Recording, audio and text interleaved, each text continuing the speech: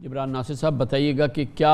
آپ دیکھ رہے ہیں نتیجہ بظاہر اگر ہم اپنی نگاہ سے دیکھیں تو یہ ایک معاملہ ایسا ہے جس میں جیسے لگتا ہے کہ شاہ رخ جتوئی یا دوسرے ملزمان کے ساتھ بڑی زیادتی ہو گئی، کیونکہ جو ان پر قتل کا معاملہ تھا وہ تو سیٹل کر لیا، ان کے پیرنٹ نے پاکستان کے قوانین کے تحت دیت لی انہوں نے ان کی سیٹلمنٹ ہو گئی، پھر رہ گئی تھی دہشت گردی کی ایک دفعہ اور وہ آج سپریم کورٹ آف پاکستان نے ختم کر دی۔ تو یہ پوچھ سکتے ہیں اس کے والدین یا ان کے دوسرے لوگ تو پھر یہ 10 سال جو ان بچوں کے ضائع ہوئے ہیں یا یہ مجروح ہوئے ہیں یا جو جس کیفیت سے یہ گزرے ہیں، یہ کون اس کا کہاں سے مداوع ہوگا؟ السلام علیکم کمران صاحب، پروگرام میں مدعو کرنے کے لیے شکریہ۔ کراچی کا سرفراز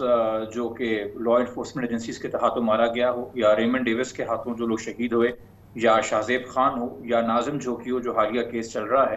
ہمیں ایک ٹرینڈ تو یہ نظر آتا ہے کہ قصاص و دیت کا قانون جو کہ 1990 میں پاکستان میں انٹروڈیوس کرایا گیا، جس کے بعد بنیادی مفہوم یہ تھا کہ مرڈر جو ہے اب ریاست کے خلاف کرائم نہیں ہے، مرڈر جو ہے مرنے والے کے خاندان کے خلاف کرائم ہے، اس لیے سزا یا جزا معافی جو بھی ہے یہ آپ نے خاندان کے ہاتھ میں دے دی اور یہ آپ نے لاز امینڈ کر دیے۔ جہاں تک آپ یہ بات کر رہے ہیں کہ اتنا وقت کیوں لگا، تو جس ڈیفینیشن کا ان کو فائدہ ہوا ہے، جس کے تحت یہ کیس یا اس کیس کے حقائق جو ہیں وہ اب ٹیررزم کی ڈیفینیشن میں نہیں آتے، وہ غلام حسین کیس ہے جو کہ اس کا فیصلہ 2020 میں آیا تھا، larger bench of supreme court نے اس کی سماعت کی تھی۔ اس سے پہلے تک جب یہ کیس انیشلی لانچ ہوا تھا اور اس کے بعد اس پہ وہ موٹو ہوا تھا، تو اس وقت کے سپریم کورٹ کے ہی چیف جسٹس چودھری افتخار صاحب نے احکامات جاری کیے تھے کہ ATC کے اندر اس کا ٹرائل ہو، وہاں اس کو کنوکشن ہوئی۔ ہائی کورٹ میں جب یہ اپیل میں گئے تو ہائی کورٹ نے کہا کہ ATC میں ٹرائل ہونا نہیں چاہیے تھا چونکہ دہشت گردی کی دفعات بنتی نہیں ہے، تو اس بات پہ انہوں نے سپریم کورٹ میں ہم گئے اور ہم نے کہا کہ جی ٹرائل اپنی جگہ صحیح ہوا ہے،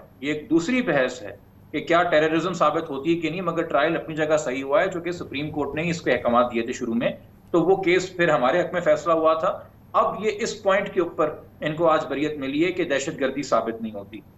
یہاں پہ میں ضرور کہنا چاہوں گا کہ دیکھیے یہ ایک کیس جو ہے ایک سمبولک کیس ہے چونکہ یہ سب کی نالج میں ہے۔ ڈاکٹر طاہر واسطی صاحب ایک اکیڈمک ہیں اسلامک لا کے حوالے سے، انہوں نے ایک رپورٹ شائع کی تھی،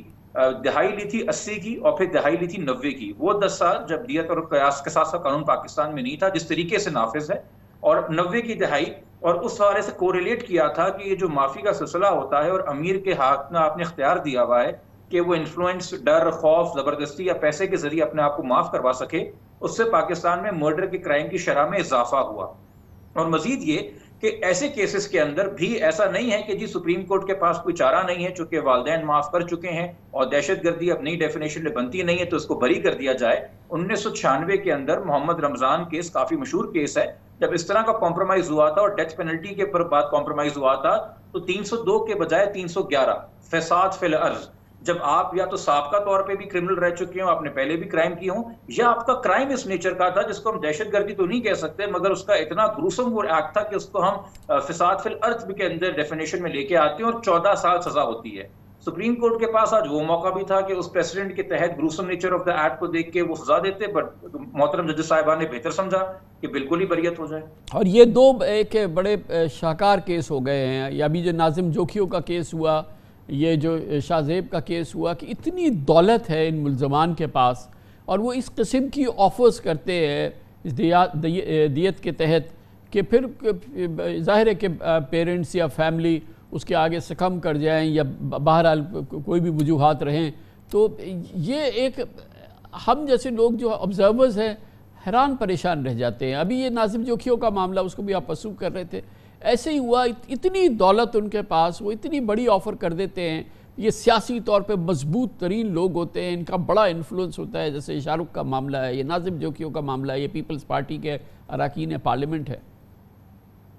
جی سر، یہ تو ستن ظریفی یہ ہے، ناظم کا کیس اتنا ٹریجک ہے کہ ایک تو پہلے انہوں نے اپنی طاقت اور سیاسی اصل رسوخ اور پیسہ استعمال کر کے معاف تو کر دیا، مگر غربت جو ہے وہ آپ کو جینے نہیں دیتی۔ اس کے بعد وہ ناظم کے جانے کے بعد جو بھی ان کو کمپنسیشن ملی، اس میں اس کے بھائی، اس کی بیوی کے اندر جو ہے باقاعدہ ریسنٹلی ایک وائلنٹ انسیڈنٹ ہوا، ناظم کے بھائیوں نے اس کی بیوہ کے اوپر تشدد کیا، وہ پولیس گئی درخواست لے کے مگر اس کا کوئی پرسان حال پوچھنے والا نہیں تھا۔ تو یہ تو آپ کے لیے یہ نہیں کہ آپ نے کمپنسیشن لے لی، اور ہم بڑی بری نظر سے دیکھتے ہیں ان لوگوں کو جو کمپرومائز کر لیتے ہیں۔ ہم بھول جاتے ہیں کہ ہمارا سسٹم کے ایسے ایکسپلائٹیشن کے لیے اور امیر کے اور طاقتور کے حق میں ہے، اور ہم غریب کو دھتکارتے ہیں کہ تم نے اپنے خون کا سودا کر دیا. چونکہ دیکھیے 24 گھنٹے ہمیں تو نہیں پتا نا کہ سامنے والے کو کون پیچھا کر رہا ہے، کون فون کر رہا ہے، کون رابطے کر رہا ہے، کون ہراساں کر رہا ہے. اور مزید یہ کہ دیکھیے کیا اس قانون کے اندر کوئی ترامیم متوقع ہے؟ کیا جو اسلام کی اصل روح ہے کہ یہ اس لیے قانون آیا تھا کہ قبیلوں کے درمیان جنگ نہ ہو، لوگ برابر کی میز کے اوپر بیٹھ کے فیصلے کریں اور یقین ہو کہ جی اگر میں معاف نہیں کروں گا تو تمہیں سزا ہوگی. چونکہ یہاں پہ اگر آپ معاف نہ کریں پھر بھی معاملہ ڈیلے کرنے کے لیے، انویسٹیگیشن خراب کرنے کے لیے، گواہوں کو ڈرانے دھمکانے کے لیے یا تاخیر کا شکار کرنے کے لیے عدالتوں میں کیسز کو بڑے حربے پاکستان کے اندر ہوتے ہیں. ہم اگر منوا نہیں سکتے تو ہم تھکا کے منوا لیتے ہیں لوگوں کو، اگر ہم ڈرا کے نہیں منوا سکتے. بہت بہت شکریہ جناب جبران ناصر ہمارے ساتھ موجود تھے.